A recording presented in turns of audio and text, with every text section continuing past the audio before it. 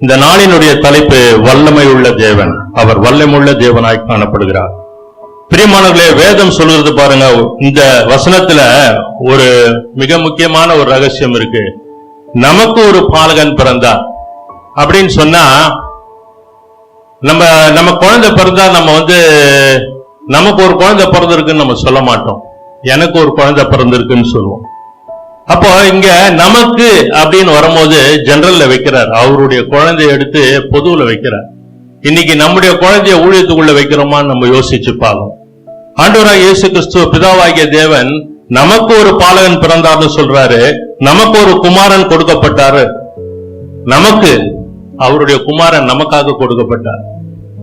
இன்று நாம் நம்முடைய குழந்தைகளை தேவனுக்கு என்று ஒப்பு கொடுக்கிறோமா, அல்லது தேவனுடைய வார்த்தைக்குள்ளாக அதிகமாய் வழி நடத்துறோமான்னு சொல்லி யோசிச்சு பார்க்கணும்.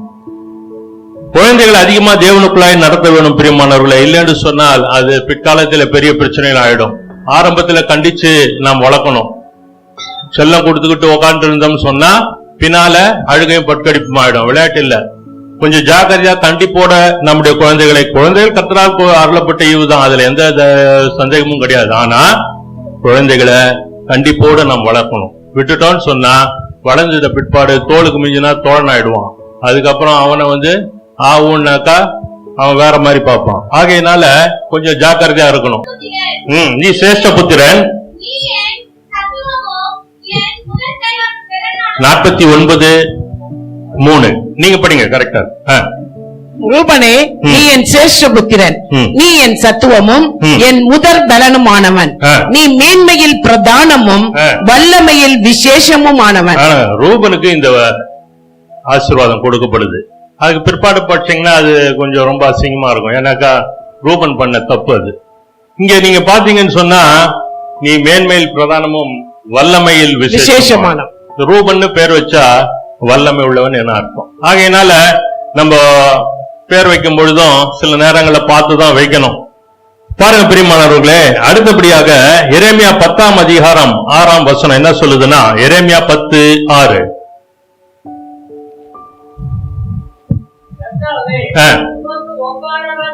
உமக்கு ஒப்பானவன் இல்லை, நீரே பெரியவர், உம்முடைய நாமமே வல்லமையில் பெரியது. தேவனுடைய நாமம் வல்லமையில் பெரியது. அதுதான் நமக்கு இந்த ஏசாயா 9:6 நமக்கு திட்டமா தெளிவா சொல்றாரு. 5 வகையான நாமங்களுக்குள்ளார இருக்கக்கூடிய ஒரு நாமம் தான் வல்லமை உள்ள தேவன். வல்லமை மனுஷனுக்கு தேவைங்க. வல்லமை இல்லாம சில காரியங்களை செய்ய முடியாது. அது சாதாரண வேலையா இருந்தாலும் சரி, அல்லது ஆவிக்குரிய வேலையா இருந்தாலும் சரி. வேதம் சொல்கிறது, அதே எரேமியா 10:12 அவரே பூமியை தம்முடைய வல்லமையினால் உண்டாக்கி பூச்சக்கரத்தை தம்முடைய ஞானத்தினால் படைத்து வானத்தை தம்முடைய அறிவினால் விரித்தார். பாருங்க பிரியமானவர்களே, இங்க பூமியை தம்முடைய வல்லமையினால் உண்டாக்கி பூச்சக்கரத்தைன்னா பூமி சுழலுது பாருங்க, அந்த சக்கரம் போல சுழலும். அந்த சுழற்சியினுடைய வேகம் கூட அது ரொம்ப முக்கியம். கொஞ்சம் வேகமாயிட்டாலும் நமக்கு மயக்கம் வந்துடும், கொஞ்சம் வேகம் கம்மியா இருந்தாலும் நம்மளால நிக்க முடியாது. ஆகையினால பாருங்க, அத தம்முடைய ஞானத்தினால் படைக்கிறார். அவ்வளவு ஒரு ஞானம் உள்ள தேவன், வல்லமை உள்ள தேவன். பூமியை உருவாக்குறது கொஞ்சம் யோசிச்சு பாருங்க, நினைக்காத காரியங்கள்லாம் பூமியில இருக்கு. அவ்வளவு ஞானம் படைத்த ஒரு தேவன், சகல வல்லமை படைத்த ஒரு தேவன். அப்போ தேவனுடைய வல்லமை இல்லாம இந்த பூமி நிக்காது. அந்த இடத்துல அப்படியே நின்னு சுவாண்டுகிட்டு இருக்குது. தானியேல் சொல்றாரு பாருங்க, 2:23 பாருங்க. தானியேல் 2:23 என் பிதாக்களின் தேவனே, நீர் எனக்கு ஞானமும் வல்லமையும் கொடுத்து நாங்கள் உம்மிடத்தில் அறிவித்து ராஜாவின் காரியத்தை எங்களுக்கு தெரிவித்தபடினால் உம்மை துதித்து புகழ்கிறேன். இங்க என்ன நடக்குதுன்னு சொன்னாக்கா, நேபுகாத் நேச்சார் ஒரு சொப்பனம் காணுவாரு. அந்த சொப்பனத்துக்குரிய அர்த்தத்தை தானியேல் ஜெபிக்கும் பொழுது ஆண்டவர் வெளிப்படுத்திடுவார். ஜெபிக்கும் பொழுதே வெளிப்படுத்திடுவார். அதனாலதான் அவர் சொல்றாரு, என் பிதாக்களின் தேவனே, நீர் எனக்கு ஞானமும் வல்லமையும் கொடுத்து நாங்கள் உம்மிடத்தில் வேண்டிக் கொண்டதை இப்பொழுது எங்களுக்கு அறிவித்து இப்பொழுதே நீங்க எங்களுக்கு சொல்லிட்டீங்க. ஏன்னாக்கா ராஜா ஒரு நாள் 2 நாள் தான் டைம் கொடுத்திருக்காரு, வெட்டி போட்டுருவாரு. ஆகையினால எங்களை தாமதித்து நாங்க பதற்றப்பட விடாம, நாங்க பயப்பட விடாம, எங்களுடைய வேண்டுதல்களை நீங்க உடனே கேட்டு எங்களுக்கு வெளிப்படுத்திட்டீங்களே, இந்த ஞானமும் வல்லமையும் கொடுத்து அப்படின்னு சொல்றாரு. இந்த ஞானமும் வல்லமையும் மனுஷனுக்கு மிகவும் முக்கியம் பிரியமானவர்களே. ஏன்னு சொன்னாக்கா, சப்போஸ் நம்ம ஊழியம் செய்யாம இருக்கலாம், ஆனா கண்டிப்பா நம்ம உலக வேலை ஏதாவது செய்வோம். இங்க தானியேல் ஊழியம் பண்ணல, அடிமையாய் போய் அங்க சிறைபிடிக்கப்பட்டு அங்க ராஜாவுடைய காரியங்களை செய்து கொண்டிருக்கிறார். சிறைபிடிக்கப்பட்டு போன நபர்களுக்குள்ள தானியேல் ஒரு நபர். அதுல தானியேல் ராஜாவின் பார்வைக்கும் மற்ற காரியங்களுக்கும் ஏற்ற நபராய் காணப்பட்டபடினால அவரை அந்த டாப்ல வச்சிருக்கிறாங்க. இன்னும் தானியேலுக்கு இது கொடுக்கப்படல, அதிகாரமோ அந்தஸ்தோ கொடுக்கப்படல. ஆனா ஒரு ஞானிங்கிற ஒரு பட்டம் கொடுக்கப்பட்டு இருக்கிறார். அப்போ ராஜாவினுடைய தரிசனம் வெளிப்படணும். அந்த ஆளும் வாயை தந்து சொல்ல மாட்டான். நான் பார்த்ததை நீ சொல்லு, நான் பார்த்ததை நீ சொல்லுனா எப்படி சொல்றது? யார் என்ன பாக்குறான்னு நமக்கு என்ன தெரியும்? அதுவும் தூங்குற நேரத்துல பாத்துக்கிறான் இந்த ஆள், அது வாய்ப்பே கிடையாது. அப்போ அது இல்லாம தலையை எடுத்துருவான்னு வேற சொல்றாரு. இப்ப இப்படி இருக்கிற சூழ்நிலையில இவங்களுக்கு என்ன பண்றதுன்னே தெரியல, குழம்பி போறாங்க. என்ன நடக்குது, எப்படி நம்ம இதுல இருந்து வெளியே வர்றது ஒன்னும் புரியல. தானியேல் கூப்பிடுறாரு, சாத்ராக் மேஷாக் ஆபேத்நேகோ கூப்பிட்டு, காரியம் இப்படியா இருக்குது, தேவன்கிட்ட நம்ம முறையிடுவோம் சொல்லி முறையிடுறாங்க. அன்றைக்கு இரவே தேவன் அவர்கள் வெளிப்படுத்துறார். அப்ப எப்படிப்பட்ட அர்ப்பணிப்பின் வாழ்வு தானியேலுடைய வாழ்வு, சாத்ராக் மேஷாக்குடைய வாழ்வு அப்படிங்கறத நாம் புரிஞ்சுக்கணும். எவ்வளவு ஒரு பரிசுத்தம் உள்ள ஒரு வாழ்க்கை பாருங்க. தேவன் பரிசுத்த காரியங்களை விரும்புற அப்படின்னா வல்லமையும் ஞானத்தையும் அள்ளி கொடுத்துருவார். நான் இந்த சரீரமாகிய ஆலயத்தை பரிசுத்தத்துக்கு ஒப்பு கொடுத்தோம்னு சொன்னா ஞானமும் வல்லமையும் உள்ளுக்குள்ள இறங்கிடும், இறங்கியே தீரணும். அது தேவனுடைய விருப்பம். அது பரிசுத்தத்துக்கு ஒப்பு கொடுக்காம ஞானமும் வல்லமையும் உள்ள வர முடியாது. டம்ளர் சுத்தம் இல்லாம அதுல பாலை ஊத்த முடியாது. துருத்தி சுத்தம் இல்லாம ரசம் அதுல நிக்காது. வேத திட்டம் தெளிவா சொல்லுது. இப்போ தானியேல் பாருங்க, அருமையா தேவனுடைய ஞானத்தையும் வல்லமையும் பெற்று காரியத்தை வெளிப்படுத்திட்டாரு. வெளிப்படுத்தினதுனால என்ன நடக்குது பாருங்க. 48ஆம் வசனம், 49ஆம் வசனம், 48 படிங்க. பின்பு ராஜா தானியேலை பெரியவனாக்கி அவனுக்கு அநேக சிறந்த வெகுமதிகளை கொடுத்து அவனை பாபிலோன் மாகாணம் முழுவதுக்கும் அதிபதியாகவும் பாபிலோனில் உள்ள சகல ஞானிகளின் மேலும் பிரதான அதிகாரியாகவும் நியமித்தான். பாருங்க, கர்த்தர் கொடுத்த ஞானமும் வல்லமையும் எங்க கொண்டு போய் விட்டுச்சு பாருங்க. சட்டுன்னு அவர் சாதாரண ஞானி, தெரிந்து கொள்ளப்பட்ட ஒரு நபர் இருக்கிறாரு. ராஜாவுடைய காரியத்தை வெளிப்படுத்தும்படியாக தன்னை ஒப்பு கொடுக்கிறாரு. தேவனிடத்துல கர்த்தர் வெளிப்படுத்தினார், கொண்டு வராரு. அங்க என்ன நடக்குதுன்னு சொன்னா, அடுத்த செகண்ட், இதுக்கு முன்னால பாத்தீங்கன்னா ராஜா முகம் குப்புறெல்லாம் விழுவான். அதெல்லாம் விளையாட்டே கிடையாது.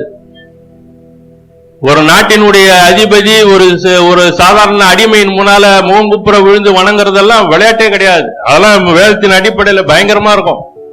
இந்த இடத்துல பாருங்க, இந்த ஞானமும் வல்லமையும் அவர் ஊழியம் பண்ணல. அவர் அங்க பிதாவாகிய தேவனை குறிச்சு எதுவும் எந்த வார்த்தையும் பேசல. ஆனா தன்னுடைய செய்கையின் மூலமாக எங்கள் தேவன் பெரியவர் என்பதை வெளிப்படுத்துறாங்க. அதுக்கு ஞானமும் வல்லமையும் தேவை. இந்த ஞானமும் வல்லமையும் இவருக்கு என்ன பண்ணிடுச்சுன்னா பாபிலோன் அதிபதி ஆக்கிடுச்சு. இங்க சகல ஞானிகள்னு சொல்லப்படுது. இந்த சகல ஞானிகளுக்கு எல்லாம் பிரதான ஞானியாக இவர் நியமிக்கப்படுறார். இந்த சகல ஞானிகளுக்குள்ளாரதான் இந்த குறி சொல்றவன், இந்த செத்தவங்க இடத்துல குறி கேட்கிறவன், பில்லி சூன்யம் பண்றவன், மற்ற காரியங்களை செய்கிற இவங்க எல்லாம் இந்த சகல ஞானிக்குள்ள அடங்கும். இவங்களுக்கு எல்லாருக்கும் தலை தாவீது. அப்ப எப்படிப்பட்ட ஒரு ஞானமும் வல்லமையும் தாவீதுக்கு தேவைப்பட்டிருக்கும் பாரு. அந்த மாதிரிதான் நம்ம பிரயாசப்படணும். அதுக்குதான் நம்மளை ஒப்பு கொடுக்கணும். இப்படியாக நம்ம செயல்பட்டு தான் தேவனுடைய நாமத்தை மேம்படுத்தணும். வெளியே போய் நம்ம சுவிசேஷம் சொல்றோம், அது வேற விஷயம். இன்னைக்கு ஆண்டவராகிய இயேசு கிறிஸ்து வந்துட்டாரு, நம்ம சொல்றாரு, போய் சொல்றோம். நீங்க ஞானமும் வல்லமையும் பெற்று நீங்கள் இருப்பீர்கள் என்றால் தேடி வருவாங்க. அதுதான் இதனுடைய ரகசியம். அடுத்த வசனத்துல பாருங்க, தானியேல் ராஜாவை வேண்டிக் கொண்டதின் பேரில் அவன் சாத்ராக்கையும் மேஷாக்கையும் ஆபேத்நேகோவையும் பாபிலோன் மாகாணத்துக்கு காரியங்களை விசாரிக்கும்படி வைத்தான். தானியேலோ என்றால் ராஜாவின் கொலு மண்டபத்தில் இருந்தான். பாருங்க, தானியேல் எங்கேயோ இருந்தாலு கொலு மண்டபத்துக்கு வந்தாச்சு.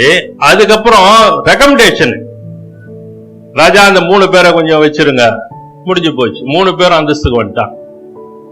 எப்படிப்பா அந்த பவர் அண்ட் பொசிஷன் சொல்லுவாங்க, வல்லமையும்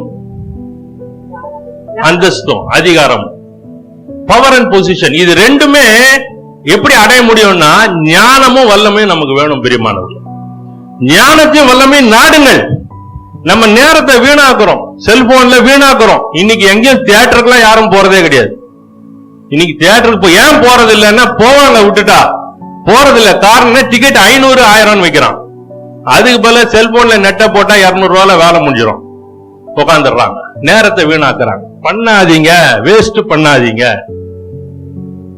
தேவ சமூகத்துல உங்களை நேரத்தை செலவு பண்ணுங்க, ஜெபம் பண்ணி கொண்டு இருங்க.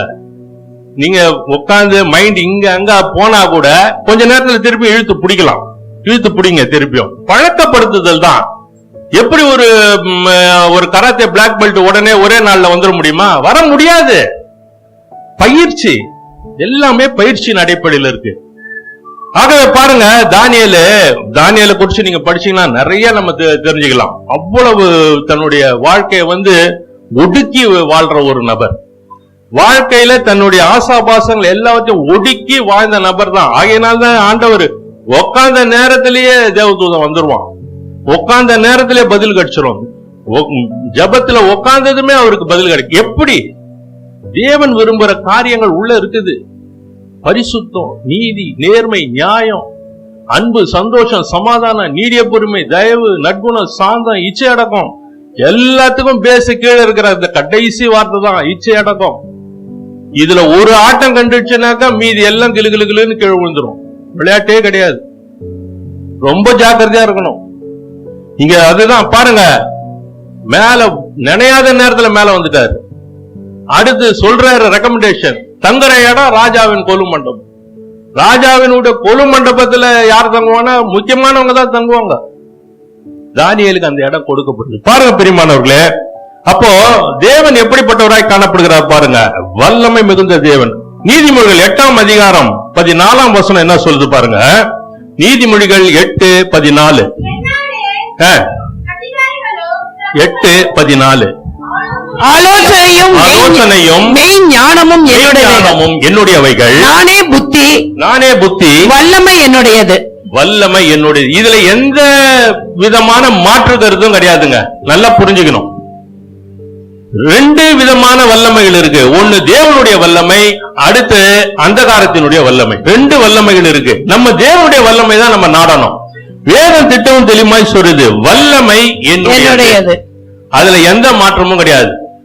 இப்போ தேவனுக்குரிய வல்லமை, தேவனுக்குரிய ஆலோசனை, தேவனுக்குரிய ஞானத்துக்குரிய கனத்தையும் மகிமையும் நம்ம செலுத்திடணும். ஏன்னு சொன்னா நம்ம கிட்ட ஒண்ணுமே கிடையாது. இது மண்ணு. இந்த மண்ணுக்குள்ளார நான் அப்படி இப்படின்னா அது பிரச்சனை. ஒருத்தர் நான் அப்படி இப்படின்றாரு. அவர் என்ன சொல்றாரு பாப்போம். பாருங்க என்ன நடக்குது பாருங்க. தானியேல் 4ஆம் அதிகாரம் 30ஆம் வசனம் என்ன சொல்லுது பாருங்க. இது என் வல்லமையின் பராக்கிரமத்தினால் என் மகிமை பிரதாபத்துக்கென்று ராஜ்யத்துக்கு அரண்மனையாக நான் கட்டின மகா பாபிலோன் அல்லவா என்று சொன்னான். பாருங்க, இது தேவையில்லாம இவரு இந்த பிரச்சனை ஏற்கனவே தானியேல் விளக்கிடுவார் இவருக்கு. தயவுசெய்து அது மாதிரிலாம் பேசாதீங்க ராஜாவே. நீங்க தான தர்மம் பண்ணுங்க, தேவனுக்குரிய காரியங்களை செய்யுங்க, நீங்க நீதியாய் நடந்து கர்த்தருடைய கிருபையை பெற்றுக்கணும். ரொம்ப தெளிவாக தெளிவா சொல்லுவாரு. கொஞ்சம் 1 வருஷம் போவோம், இந்த ஆள் மறந்துடுவான். இந்த நேபுகாத் நேச்சர் அந்த மறந்துடுவாப்ல. டக்குன்னு மறந்துட்டு இந்த வார்த்தையை சொல்லுவார். இது என் வல்லமையின் பராக்கிரமத்தினால் என் மகிமை பிரதாபத்துக்கு என்று ராஜ்யத்துக்கு அரண்மனையாக நான் கட்டின மகா பாபிலோன் அல்லவன். இத சொன்னதுமே வேதம் என்ன சொல்லுது? 8:14 ஆலோசனையும் மெய்ஞானம் என்னுடையவைகள், நானே புத்தி வல்லமை என்னுடையது என்ற. வல்லமை என்னுடையது. இதுல ஏற்கனவே எச்சரித்தாங்க. இந்த வார்த்தை ராஜாவுடைய தொண்டையில இருக்கும் போது டபக்குன்னு கீழே தள்ளுவார், போய் புல்ல தின்னு அப்படின்னு. இது தேவையில்லாம இந்த நேபுகாத்நேச்சார் வாங்கி கட்டிக்கிறது. தேவனுக்குரியது வல்லமை, தேவனுக்குரியது எச்சரிப்பு. அவ்வளவு எச்சரிப்பு கொடுக்கறாங்க. தானியேல் எச்சரிப்பாரு ரொம்ப. நீங்க அந்த 4ஆம் அதிகாரம் கொஞ்சம் படிச்சு பாருங்க, அப்புறமா வீட்டுக்கு போயிட்டு. அவ்வளவு எச்சரிச்சு நிதானத்தோட வெளிப்படுத்தி அதை சொல்வாரு. இது சொல்றதுக்கு முன்னாடி தானியேல் கொஞ்சம் திகைப்பாரு, எப்படி சொல்றதுன்னு. ஏன்னா இது ராஜாக்குரியதுன்றதுனால அவ்வளவு தூரம் எக்ஸ்பிளைன் பண்ணியும் இந்த ஆளு தேவையில்லாம வாங்கி கட்டிக்கின பிரச்சனை போய் 7 காலங்கள் 7 வருஷம் புல்ல தின்னுவான். இது பாருங்க எவ்வளவு தேவையில்லாத பிரச்சனை. தேவனுக்கு செலுத்த வேண்டிய மகிமையை நாம் செலுத்த வேண்டும். பிரியமான வல்லமை அவருடையது. வேதம் திட்டம் தெளிவாக சொல்லுது. இதுல இன்னொரு இடத்துல பாத்தீங்கன்னு சொன்னா, இது ரொம்ப ஒரு அருமையான வசனம். இந்த வசனம் எப்படி உங்களுக்கு புரியுது நான் இப்ப கேட்பேன், இது முடிச்ச பிற்பாடு. பாருங்க, யாத்திராகமம் 9ஆம் அதிகாரம் 16ஆம் வசனம். யாத்திராகமம் 9:16 படிங்க. என்னுடைய வல்லமையை உன்னிடத்தில் காண்பிக்கும்படியாகவும் என் நாமம் பூமியில் எங்கும் பிரஸ்தாபமாகும்படியாகவும் உன்னை நிலைநிறுத்தினேன். இந்த வசனம் எப்படிங்க இருக்கு? இந்த யார் யாருக்குமே இந்த வசனம் சுதந்திரிக்கணும்னு ஆசை? கை தூக்குங்க. எத்தனை பேர்? யார் யாருக்கெல்லாம் இந்த வசனம் சுதந்திரிக்கணும்னு ஆசை? என்னுடைய வல்லமை உன்னிடத்தில் காண்பிக்கும்படியாகவும் என் நாமம் பூமியிலிருந்தும் பிரசாதமாகும்படியாகவும் உன்னை நிலைநிறுத்தினேன். எத்தனை பேருக்கு வேணும் இந்த ஆசீர்வாதம்? கையை தூக்கி பாருங்க. தெரிஞ்சு தூக்குறீங்களா, தெரியாம தூக்குறீங்களா? கொஞ்சம் யோசிச்சு பார்க்கணும். இது அப்படியே ஒரு 2 வசனம் முன்னால வாங்க. யாருக்கு சொல்றாருன்னா, கர்த்தர் மோசேயை விடாதிருந்தால் பூமி எங்கும் என்னை போல வேறு ஒருவனும் இல்லை என்பதை நீ அறியும்படிக்கு இந்த முறை நான் சகலவித வாதைகளையும் உன் இருதயத்திலும் உன் ஊழியக்காரர் மேலும் உன் ஜனத்தின் மேலும் அனுப்புவேன். பாருங்க, இங்க என்ன நடக்குதுன்னா, வசனம் நம்ம ஜாக்கிரதையா இருக்கணும். வசனம் சுதந்திரிக்கிறதுக்கு ஆசைப்படுறோம். ஆனா இங்க என்ன நடக்குதுன்னு சொன்னா, ஆண்டவர் பார்வோன் கிட்ட சொல்றாரு, மோசையை விட்டு போய் சொல்லு, இந்த மாதிரி இந்த முறை அனுப்ப சொல்லு. அப்படி இல்லைன்னு சொன்னா இந்த முறை வாதைய நான் முதல்ல வெளிப்பக்கத்துல தான் அமிச்சுன்னு இருந்தேன். கொப்பளம் வந்தது, எரியிற கல்மழை விழுந்தது, அதெல்லாம் இப்போ உள்ளுக்குள்ள வரும். அது எங்க வரும்னா டைரக்டா இந்த முறை நான் சகல வாதங்களையும் உன் இருதயத்திலும், அதுக்கப்புறம் உன் ஊழியர்காரர் மேலும், உன் ஜனங்கள் மேலும். ஊழியர்காரருக்கு மேலதான், இங்க பார்வோனுக்கு உள்ள அனுப்பாதிருந்தார். இப்போ இந்த 19ஆம் வசனம் படிங்க. மன்னிக்கும் 16. என்னுடைய வல்லமையை உன்னிடத்தில் காண்பிக்கும்படியாகவும் என் நாமம் பூமியில் எங்கும் பிரஸ்தாபமாகும்படியாகவும் உன்னை நிலைநிறுத்தினேன். அப்படின்னா என்ன அர்த்தம்னா, வச்சு செய்யறதுன்னு அர்த்தம்.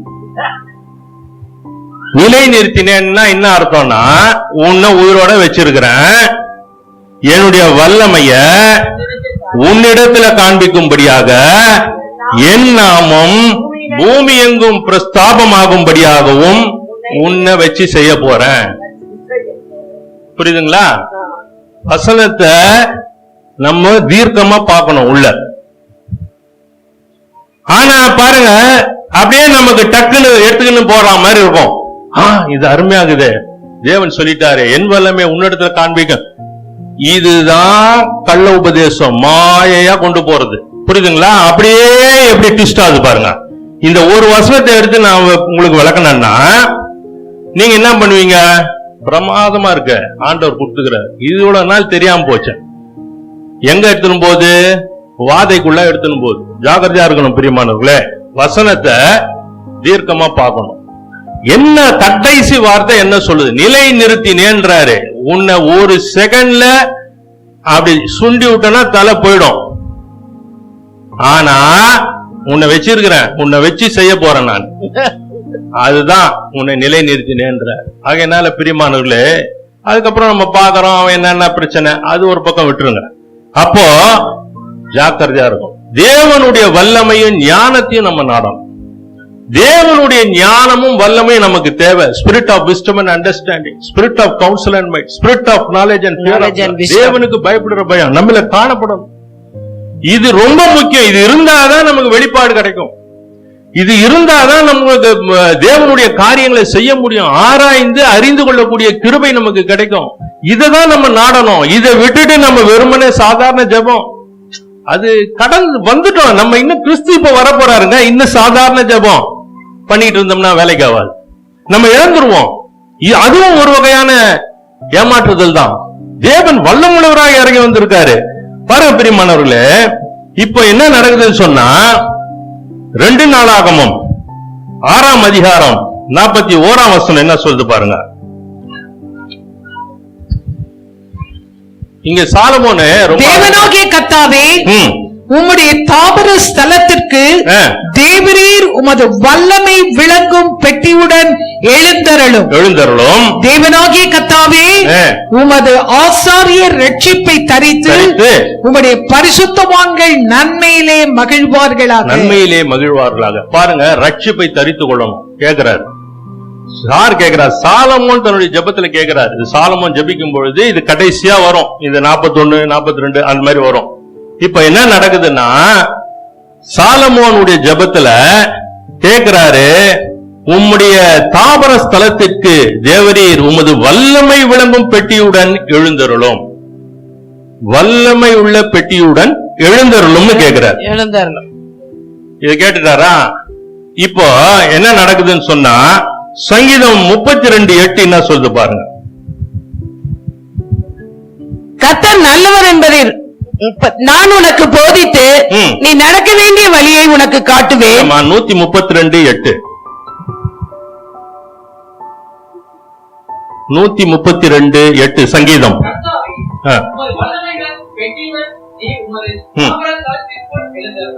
எழுந்தருளும். கர்த்தாவே, உமது வல்லமை விளங்கும் பெட்டியுடன் நீர் உமது தாபர ஸ்தலத்துக்குள் எழுந்தருளும் கேட்கிறாரு.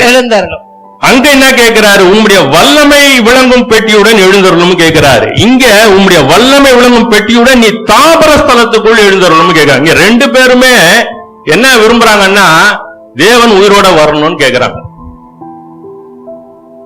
நீர் வல்லமையோடு இந்த பூமியில எழுந்தருளனுப்பா, அது உம்முடைய தாபர ஸ்தலமாகிய இந்த இஸ்ரேல் தேசத்துக்குள்ளார நீர் வந்து நீர் பிறந்து நீர் உம்மை வெளிப்படுத்தணும். அதுதான் இந்த பெட்டியுடைய ரகசியம். உமது வல்லமை விளங்கும் பெட்டியுடன் நீர் உமது தாபர ஸ்தலத்துக்குள் எழுந்தருளும்.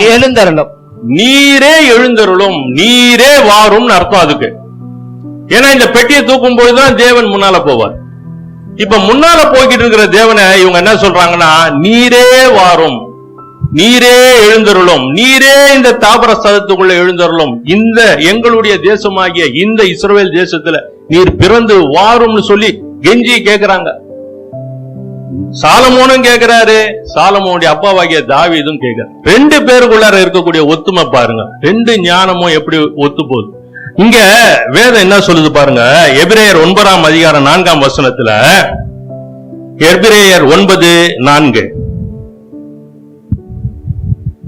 அதனாலே பொன்னார் செய்த தூப கலசமும் முழுவதும் பொற்றடு பொதித்திருக்கப்பட்ட உடன்படிக்கை பெட்டியும் இருந்தன. அந்த பெட்டியிலே மன்னா வைக்கப்பட்ட பொற்பாத்திரமும் ஆரோனுடைய துளிர்த்த கோலும் உடன்படிக்கையின் கற்பலைகளும் இருந்தன. பாருங்க பிரியமானவர்களே, இது எல்லாமே மேல இருக்கிறது ஃபுல்லா பொண்ணுக்குரிய காரியங்கள் சொல்லப்பட்டு, அந்த பொன்னான ஞானமுள்ள ஆண்டவராகிய இயேசு கிறிஸ்துக்கு எப்படி சொல்றாங்கன்னா, அந்த பெட்டியிலே மன்னா வைக்கப்பட்ட பொற்பாத்திரம். ஆண்டவர் என்ன சொல்றாரு? நானே ஜீவாப்பம் சொல்றாரா இல்லையா? அல்லேலூயா. ஐயா சொன்னது ரைட்டு தான். அல்லேலூயா சொல்லிடுங்க ஐயா நடுவுல சொல்லிட்டான். ஆமென்.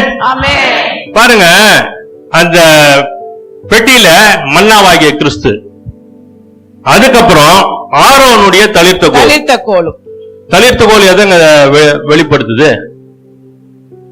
மரணத்தை ஜெயமா எடுக்கிறார், மரித்து உயிரோடு இருக்கிறார். கோலுங்க, அது வெறும் கோலு. அந்த கோலு உயிர் கிடையாது, வெறும் கம்பு. வயசாகி போச்சுன்னு தயவு செய்து யோசிக்காதீங்க. தேவனால் எல்லாம் கூடும். மீண்டும் உங்களை துளித்தெழ செய்வார். மீண்டும் நீங்கள் வல்லமுள்ளவர்களாய் காணப்பட கர்த்தர் கிருபை செய்வார். ஐயோ வயசாகி போச்சு, நான் என்ன பண்ண போறேன், அவ்வளவுதான், ஏதோ ஆண்டவர் நோக்கி அந்த கதையை விட்டுருங்க. தேவ சமூகத்தில் உட்கார்ந்து தேவனை நோக்கி பார்த்து கொண்டே இருங்க. காய்ந்த கோல் துளிர்க்கும், காய்ந்த கோல் துளிர்க்கும். எங்க அம்மாவுக்கு நான் அடிக்கடி அதான் சொல்லுவேன். வயசாகி போச்சுன்னு யோசிச்சுக்காதீங்க, உட்காருங்க, ஜபத்துல உட்கார்ந்துகிட்டே இருப்பாங்க. காய்ந்த கோல் துளிர்க்குமா.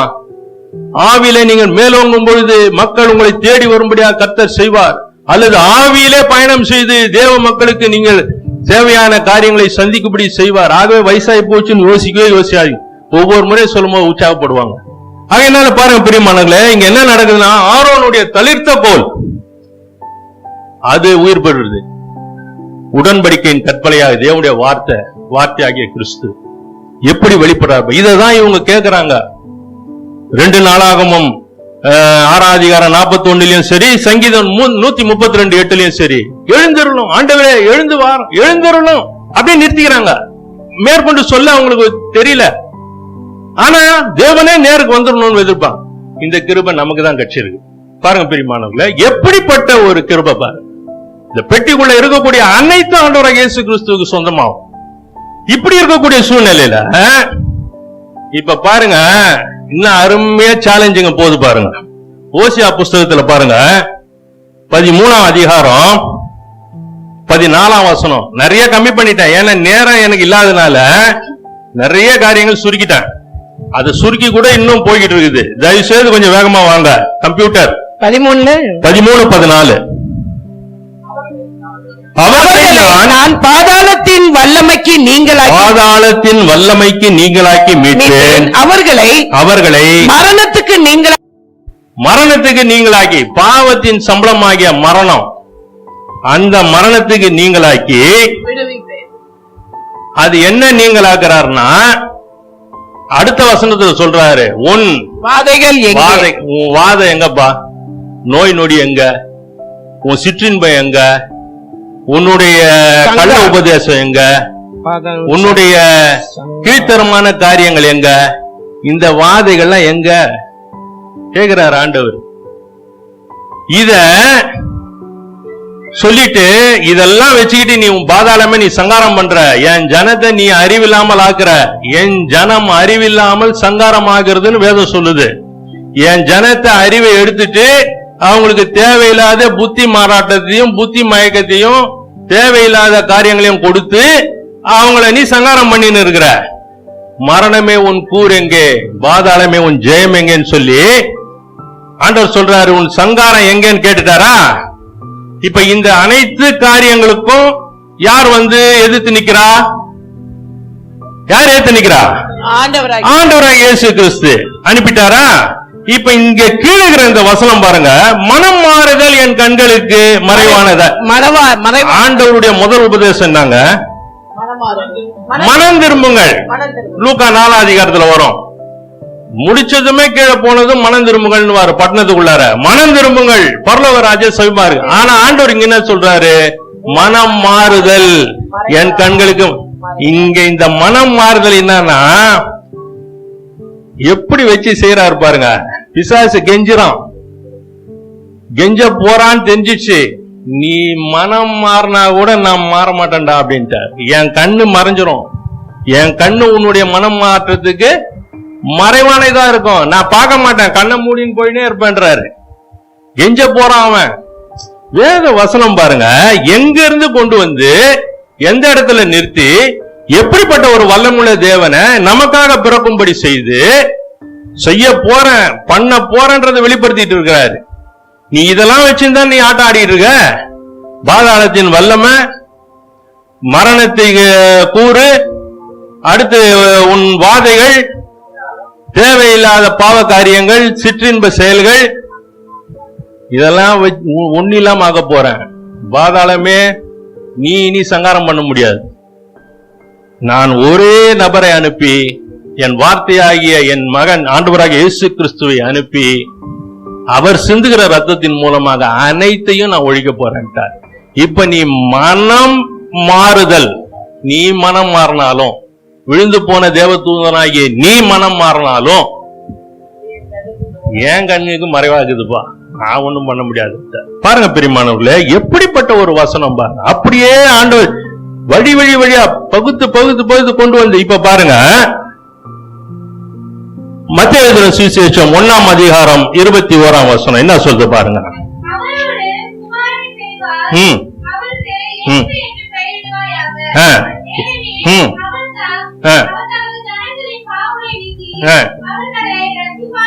ரட்சிப்பார். பாருங்க வசனம் 13-14 வந்தது வந்துடுச்சுங்களா? ஏறக்குறைய பாவத்தை நீக்கி தமது ரட்சிப்பை தமது மக்களை ரட்சிப்பார்ன்ட்டார். இப்ப இந்த என்ன நடக்குதுன்னா பாருங்க, லூக்கா எழுதின சுவிசேஷம் 4ஆம் அதிகாரம் 36ஆம் வசனத்துல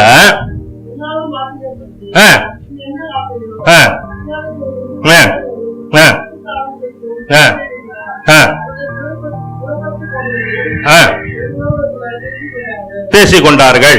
பாருங்க பிரியமானவர்களே, இங்க தேவாலயத்துக்குள்ள நடக்கிற பிரச்சனை இது. தேவாலயத்துக்குள்ளார இருக்கக்கூடிய ஒரு நபருக்கு ஆண்டவராகிய இயேசு கிறிஸ்து வெளிப்பட்டு தம்முடைய வார்த்தையை வெளிப்படுத்தின உடனே அங்க இருக்கக்கூடிய நபருக்கு அசுத்தாவி ஃபர்ஸ்ட் அவனை தான் தாக்குவார். அவனை தான் ஃபர்ஸ்ட் தாக்குறார். அவனை ஃபர்ஸ்ட் தாக்கி அவனை அதிகாரத்தோட வல்லமையோட அவனை துரத்துறார். இப்ப ஜனங்கள் கண்டு ஆச்சரியப்படுறாங்க, இது வரைக்கும் இந்த மாதிரி நடந்தது இல்லையே, இவர் எப்படிப்பட்டவரோ, இவர் அசுத்தாவிகளுக்கும் கட்டளை எடுக்கிறாரு, இந்த மாதிரி நம்முடைய போதர்கள் இது வரைக்கும் செய்தது இல்லையே, வேதபாரகர் இப்படியாக செய்தது இல்லையே, பிரதான ஆசாரியர் கூட இது மாதிரி பண்ணது இல்லையே அப்படின்னு சொல்லி ஆச்சரியப்படுறாங்க. எத்தனையோ முறை பிஷப் வந்து போயிருப்பாரு அந்த சர்ச்சுக்கு. பிரதான ஆசாரியர் தான், அண்ணா காய்பா தான் பிஷப். அப்போ வந்து போயிருப்பாங்க, ஒன்னும் நடக்கலையே. இயேசு சுவாமி உள்ள வந்தாரு, பிரசங்கம் பண்ணாரு, அலறி அச்சின்னு ஓடுதப்பா, அதிகாரத்தோட சொல்றாரு, எவ்வளவு வல்லமை விளங்குது அவருக்கு. பாருங்க பிரியமானவர்களே, வேதத்தின் அடிப்படையில் பாருங்க, முதல்ல இவனை முடிச்சிட்டாரா, அடுத்து மார்க் 5ஆம் அதிகாரம் 30ஆம் வசனத்துல பாருங்க, அப்படியே லூக்கா 8:46. உடனே இயேசு தம்மிடத்திலிருந்து வல்லமை புறப்பட்டதை தமக்குள் அறிந்து ஜன கூட்டத்துக்குள்ளே திரும்பி என் வஸ்திரங்களை தொட்டது யார் என்று கேட்டார். திரளான ஜன கூட்டம் இருக்கு அந்த இடத்துல, ஏகப்பட்ட பேர் கும்பல் இருக்காங்க. இயேசு சுவாமி நடந்து போறாரு, நிறைய பேர் அவர் மேல வந்து விழுறாங்க. லூக்கா 8:46 பாருங்க. அப்போ என்ன நடக்குதுன்னா, அந்த இடத்துல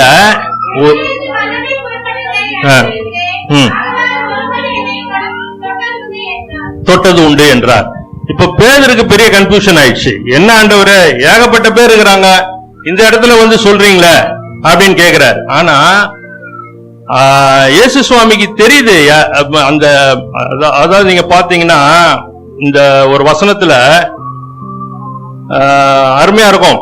அதாவது ஒரு பெண் தான் தன்னை தொட்டது என்று அவருக்கு தெரியும், ஆனா வெளிப்படணும். அதுக்காக அவர் என்ன பண்றாருன்னா நிக்கிறாரு. நின்னதுமே அந்த அம்மா வந்துடுறாங்க.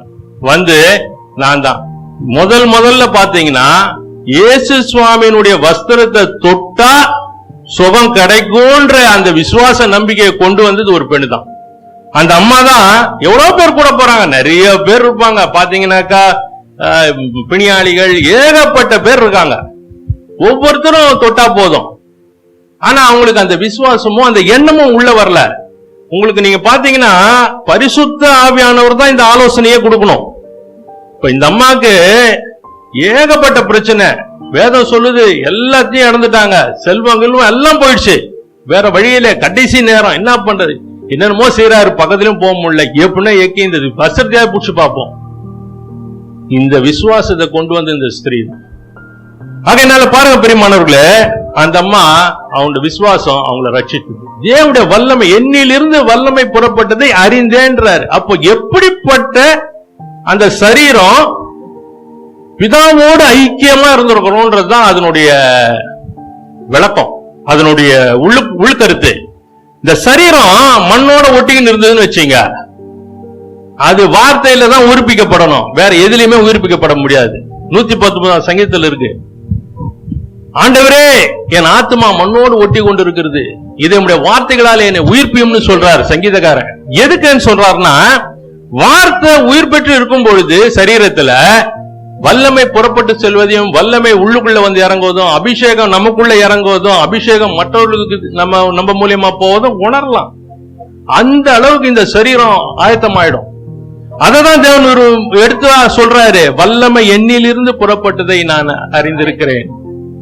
அந்த அளவுக்கு நம்ம ஆவியில வளர்ந்தோங்கணும். அந்த அளவுக்கு இந்த சரீரம் பரிசுத்தத்துக்குள்ள தேவனுக்குள்ள ஞானத்திலும் வல்லமையிலும் விளங்கணும். இங்க பாருங்க பெரியமானவர்களே, இங்க முடிஞ்சிச்சா? மத்தேயு 9ஆம் அதிகாரத்துல பாருங்க என்ன நடக்குதுன்னா, அப்பதான் ஒரு தலைவன் வீட்டுக்கு போயிருப்பாரு. அங்க ஒரு ஸ்திரீ மரிச்சிட்டு இருப்பாங்க, சின்ன பிள்ளை. அதை உயிரோட எழுப்பிட்டு வெளியே வருவாரு. வெளியே வரும்பொழுது பாத்தீங்கன்னா மத்தேயு 9:22 9:22 இயேசு திரும்பி அவளை பார்த்து, மகளே திடன் கொள், உன் விசுவாசம் உன்னை ரட்சித்தது என்றார். 28 மன்னிக்கும் மத்தேயு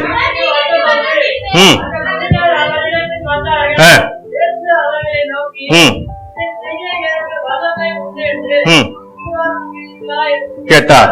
அவர்கள் ஆம் என்று விசுவாசிக்கிறோம் ஆண்டவரே என்றார். இங்க என்ன நடக்குதுன்னா, இயேசு சுவாமி ஒரு வீட்டுல சைலண்டா உள்ள போயிட்டு அந்த பிள்ளையை எழுப்பி விட்டுறாரு.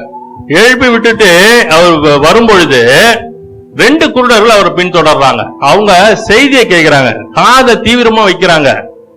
தேவனுடைய காரியங்களுக்கு நம்முடைய காதை தீவிரமா வைக்கணும். தேவனுடைய வசனம் உள்வாங்கிறதுக்கு நம்முடைய காது எப்பொழுதும் பண்படுத்தப்பட்ட நிலமா இருக்கணும். விதை போட்டதுமே உள்ள வலிச்சிடணும்.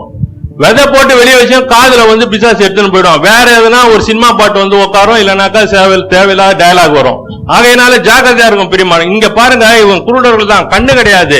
ஆனா காதை மட்டும் 2 ஷார்ப்பா வச்சுருக்கிறாங்க. எங்க என்ன நடக்குது, நமக்கு என்ன சாதகமா கிடைக்கும், எந்த இடத்துல செல்வந்தர் வராங்க, எந்த இடத்துல பெரிய நபர்கள் வராங்க, எங்க நமக்கு சாப்பாடு கிடைக்கும், எங்க நமக்கு பணம் கிடைக்கும், தீவிரமா இருக்கும் காது. ஏன்னா அவங்க எங்க போய் வேலை செய்யறது, யார் சம்பளம் கொடுக்க போறது, ஒண்ணும் கிடையாது.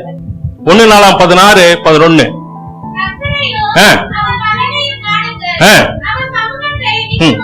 நித்தமும் தேடுங்கள். எதுக்காக? சங்கீதம் 105:4 அதுவும் அதே தான் சொல்லும் பாருங்க. சங்கீதம் 105:4 பாருங்க. இதுலயே பதிலும் கேள்வியும் நமக்கு குறிய ஐடியாவை இந்த வசனம் கொடுத்து என்னன்னா, அவருடைய சமூகத்துல நீங்க நித்தமும் இருந்தா அவர் வல்லமையும் உங்களுக்கு கிடைக்கும். அவருடைய சமூகத்துல நித்தமும் இருக்கணும், அப்போ உங்களுக்கு பவர் கொடுக்கப்படும். ஏன் அவர் சமூகத்துல, அவர் நீங்க சமூகத்துல இருக்கும் பொழுதே உங்களுக்கு உரிய பயிற்சியை கொடுப்பார். அவர் சமூகத்துல நீங்க இருக்கும் பொழுதே உங்களுக்கு அனுபவங்களை கொடுப்பார். அந்த எக்ஸ்பீரியன்ஸ் உங்களை பயிற்சி உள்ளவர்களாக்கும். அந்த பயிற்சி உங்களை தேர்ச்சி பெற்றவர்களா மாற்றும். வேதம் சொல்லுது பாருங்க, கடைசியாக நம்முடைய தேவன் எப்படிப்பட்ட தேவன் நம்மோடு இருக்கிறான்னு சொல்ற செப்பனியா 3ஆம் அதிகாரம் 17ஆம் வசனம். செப்பனியா 3:17 உன் தேவனாகிய கர்த்தர் உன் நடுவில் இருக்கிறார். நடுவில் இருக்கிறார். அவர் வல்லமை உள்ளவர். அவர் வல்லமை உள்ளவர். அவர் ரட்சிப்பார். அவர் ரட்சிப்பார். அவர் உன் பேரில் சந்தோஷமாய் மகிழ்ந்து, அவர் உன்மேல் சந்தோஷமாய் மகிழ்ந்து தம்முடைய அன்பின் நிமித்தம் அமர்ந்திருப்பார். அவர் உன் பேரில் கம்பீரமாய் களி கூறுவார். அவர் உன் பேரில் கம்பீரமாய் களி கூறுவார். களி கூறுவார். 3:17 உன் பிரியமானவர்களே, உன் தேவனாகிய கர்த்தர் உன் நடுவில் இருக்கிறார்.